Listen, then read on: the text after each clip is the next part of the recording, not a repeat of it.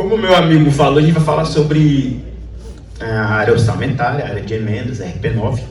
Eu fui muito chamado a atenção para falar também só em 15 minutos, que isso é uma cadeira de faculdade, né, de universidade, de pós-graduação, então é um assunto bem vasto. Mas eu garanto que vocês vão sair daqui com a vontade assim, de entender um pouco mais do tema. Vamos lá. Primeira coisa, se eu perguntar aqui quem é vascaíno, alguns vão levantar a mão. Se eu perguntar quem é corintiano, outros vão levantar a mão. Então eu vou fazer uma pergunta universal. Quem precisa de dinheiro? Né? Então vocês, como gestores municipais, obviamente, todos precisam, o município precisa e a gente, como ser humano, também precisa. E é sobre isso que eu venho falar aqui. Com o passar dos anos, o povo brasileiro, ele foi acostumado, né, e acostumando o parlamentar a responder uma pergunta bem simplória e bem natural e do dia a dia. Se eu virar para qualquer um de vocês aqui que é gestor municipal, seja de primeiro mandato, reeleito, que tem alguma experiência na vida pública, fala assim, ó, se você sair de casa com 5 mil reais no dia, no bolso, volta com quanto? É ou não é, prefeito? Sem nenhum real. E em época de eleição a cobrança é um pouco maior. A cobrança é com aquela perguntinha assim, bem simples. O que você fez? O que você fez? O deputado, o senador também passa por isso, o vereador também passa por isso. E com o tempo eles foram se preparando para dar esse tipo de resposta. Até idos de 2014, um parlamentar federal, ele participava do orçamento público com a votação das leis orçamentárias, tá? Ele participava do orçamento público, votando, aprovando, emendando, mas ele não tinha aquela autonomia de dizer para o governo assim, ó, você vai gastar uma parcela do orçamento em tal município porque eu estou colocando na letra da lei. Do que eu estou falando aqui? De orçamento impositivo. Estou falando das emendas parlamentares. Eu estou falando daquele momento que o deputado senador, investido no cargo que o povo lhe outorgou, ele vai colocar na letra da lei, e nós vamos falar rapidinho dessas leis aqui, rapidinho mesmo, viu pessoal aí do tempo aí que está me cobrando aqui já, que ele quer gastar o dinheiro em determinada área.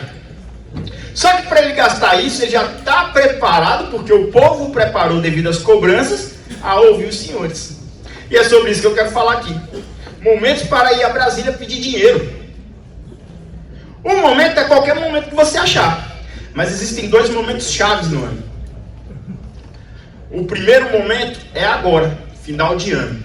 Nós temos uma legislação lá chamada Resolução 01 de 2006, que vai dizer lá no seu artigo 82, que o período do parlamentar fazer emendas ao orçamento para o próximo ano, entre 1º de outubro e 20 de outubro. Esse prazo dificilmente é obedecido. Quase nunca. Normalmente, e aí é uma recomendação de alguém que trabalha lá na Câmara, trabalha no Congresso, é entre a segunda quinzena de outubro e segunda quinzena de novembro. Então quase um mês aí o espaço. Mas vocês vão ficar sabendo, porque os assessores de vocês vão falar, os assessores dos parlamentares vão falar para vocês. Tá, Deus, e você falou que tem um outro período. Qual outro período? Outro período entre março e abril de cada ano. Por que desse outro período?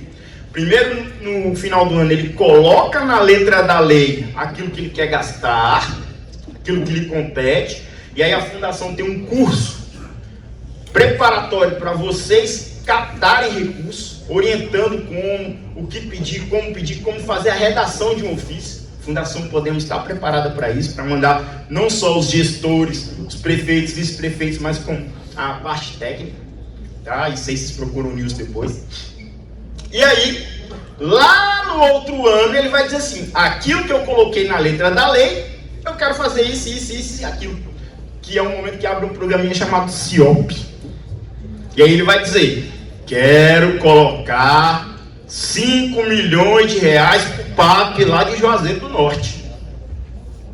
Quero colocar 3 milhões de reais para o MAC, lá de Campinas.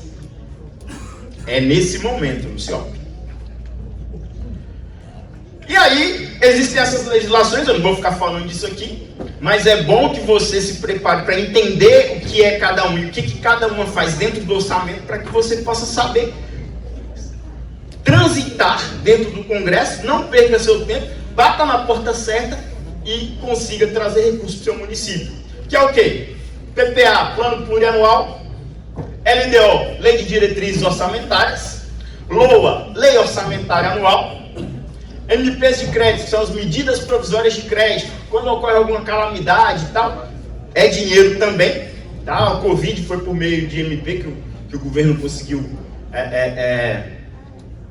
gerir, né, a questão de emergência, de vacina, de aventais e máscaras, e os projetos de leis adicionais, que é quando o governo interpreta ou percebe que determinada área não está com recurso suficiente para continuar tocando o ano. Aí eles fazem remanejos entre as áreas. Tá, e as emendas parlamentares, que é um assunto que quase ninguém gosta de falar, que é justamente o que eu perguntei, né? Quem é que precisa de dinheiro? São nas emendas parlamentares que sai dinheiro. O que é uma emenda parlamentar? É o momento em que o deputado federal ou senador, existem as emendas parlamentares estaduais também, e de vereadores, mas nós não estamos aqui para falar disso, a fundação também tem como desqualificar nesse sentido, tá? As emendas parlamentares federais é o momento em que o deputado ou senador coloca na letra da lei aquilo que eu falei. Aquilo que eu falei. O que ele quer gastar com o dinheiro que lhe cabe. Peraí, você está me dizendo que cada parlamentar tem direito a gastar uma parte do orçamento, é isso? Sim. É isso mesmo. Rapaz, então esse assunto aí que o pessoal lá no Globo News fica falando lá das emendas parlamentares, que tá um rolo, que o STF travou tudo. Exatamente. Esse assunto aqui.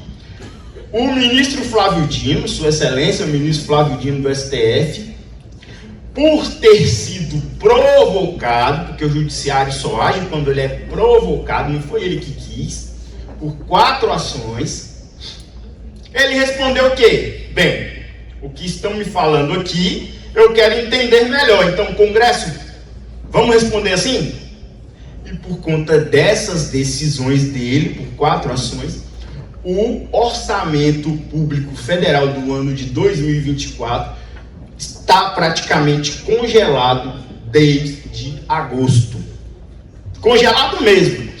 Vocês aí, alguém que é gestor aí municipal, deve estar passando por isso. Não empenhou, o que tinha para pagamento não pagou, e Brasília está em pânico, porque dezembro não tem 60 dias, se o ano virar sem empenhar, a Inês é morta.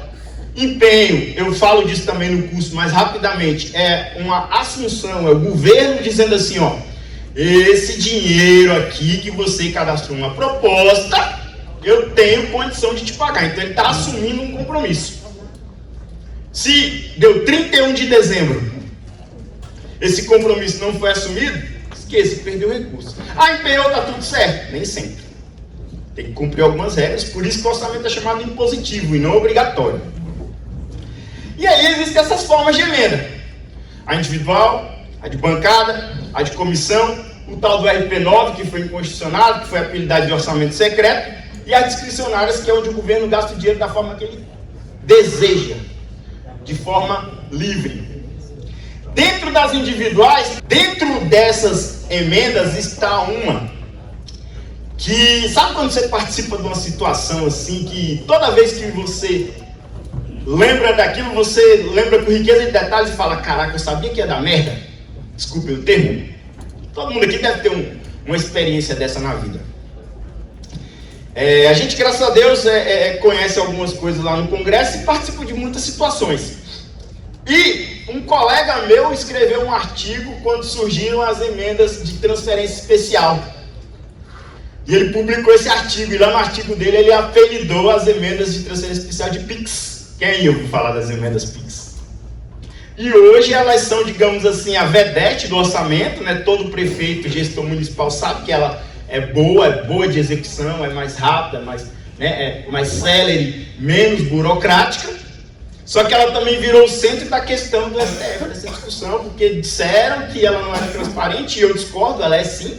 Lá na decisão ele está pedindo, por exemplo, para que tenha uma conta para gerir esse recurso. E ela, desde o dia que ela foi fundada, que ela foi inventada, que ela foi instituída, na hora que o gestor dá um clique lá no sistema, o sistema abre uma aba, ele dá um outro clique lá, ele tem que informa o banco. Então ele vai dizer qual banco, ou seja, Banco do Brasil, Caixa Econômica que eu quero receber, aí ele coloca o número da agência que ele quer receber, tem município que só tem uma, tem município que tem 60, tem 1000, não sei, bota só o número da agência, ou sistemas, desde sempre, gera uma conta só para receber aquele recurso. Então ele pediu uma coisa que já existe, eu não estou criticando a decisão do ministro, mas estou comentando algo que gerou o quê? Uma polêmica.